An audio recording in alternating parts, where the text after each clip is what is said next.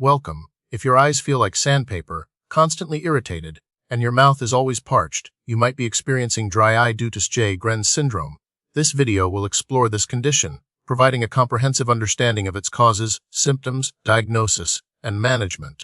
Sjögren syndrome is an autoimmune disorder, meaning your immune system mistakenly attacks your own body. In this case, the primary targets are the moisture-producing glands, specifically the lacrimal glands in the eyes and the salivary glands in the mouth. While the exact trigger for this autoimmune response remains unknown, genetic predisposition, viral infections, and hormonal factors are thought to play a role. It's important to remember that dry eye from Sjögren syndrome is not simply a matter of insufficient tear production. It's a complex inflammatory process. Let's delve into the pathophysiology. The immune system's attack on the lacrimal glands leads to inflammation and damage. This damage reduces the gland's ability to produce tears, both in quantity and quality. The tear film, normally composed of water and mucus, becomes deficient. This deficiency disrupts the tear film stability, leading to rapid tear evaporation and increased friction on the ocular surface. This friction, in turn, further exacerbates inflammation and causes the characteristic symptoms of dry eye. Ultimately, the cycle continues, perpetuating the condition. Sjögren syndrome can affect individuals of all ages and genders, but it predominantly affects women, with a female-to-male ratio of approximately 9:1. The onset typically occurs between the ages of 40 and 60, although it can occur earlier or later in life. It's estimated that Sjögren syndrome affects between 0% and 1% of the adult population, making it one of the more common autoimmune diseases. However, many cases go undiagnosed, as the symptoms can be subtle or attributed to other causes.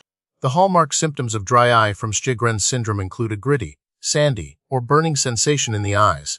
You might experience redness, excessive tearing, a paradoxical response to dryness, blurred vision that fluctuates, sensitivity to light, a photophobia, and a feeling like something is constantly in your eye. These symptoms can significantly impact daily life, making it difficult to read, use a computer, drive, or even just keep your eyes open comfortably. Diagnosing dry eye related to Sjögren syndrome involves a comprehensive eye exam and a review of your medical history. The ophthalmologist will assess your tear film, ocular surface, and eyelid structure. Specific tests may include Schirmer's test to measure tear production, tear film break-up time (TBT) to assess tear film stability, and corneal staining to identify any damage to the cornea. Blood tests are also crucial to look for specific antibodies, such as anti-Ro-SSA and anti-Li-SSB, which are commonly found in individuals with Sjögren syndrome. A lip biopsy, removing a small sample of salivary gland tissue for microscopic examination, might be performed to confirm the diagnosis. Sjögren syndrome can be classified as primary or secondary. Primary Sjögren syndrome occurs when it's the only autoimmune disorder present. Secondary Sjögren syndrome occurs when it's associated with another autoimmune condition, such as rheumatoid arthritis, lupus, or scleroderma. Understanding the type of Sjögren's is vital to choose suitable treatments. The primary goal of treatment is to alleviate symptoms and protect the ocular surface. This often involves a multi-faceted approach. Artificial tears, available in various formulations, are the mainstay of treatment, providing lubrication and supplementing the natural tear film. Prescription eye drops, such as cyclosporin or lifitegrast, can help reduce inflammation in the lacrimal glands, promoting tear production. Punctal plugs, small devices inserted into the tear ducts, can block tear drainage, keeping more tears on the eye's surface. In severe cases, surgical procedures to close the tear ducts permanently or to transplant salivary glands may be considered. Additionally, managing systemic symptoms of Sjögren, such as dry mouth, with medications and lifestyle modifications is crucial for overall well-being. While there's no definitive way to prevent Sjögren syndrome, certain lifestyle modifications can help manage symptoms and potentially slow the progression of dry eye. These include avoiding dry environments, using a humidifier, taking frequent breaks during activities that require prolonged visual focus, like reading or computer use, and wearing wraparound sunglasses to protect the eyes from wind and sun. Maintaining a healthy diet, staying hydrated, and avoiding smoking can also contribute to eye health. Regular eye exams are essential for early detection and management.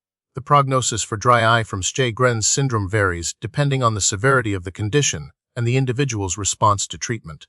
With proper management, many individuals can achieve significant symptom relief and maintain good vision.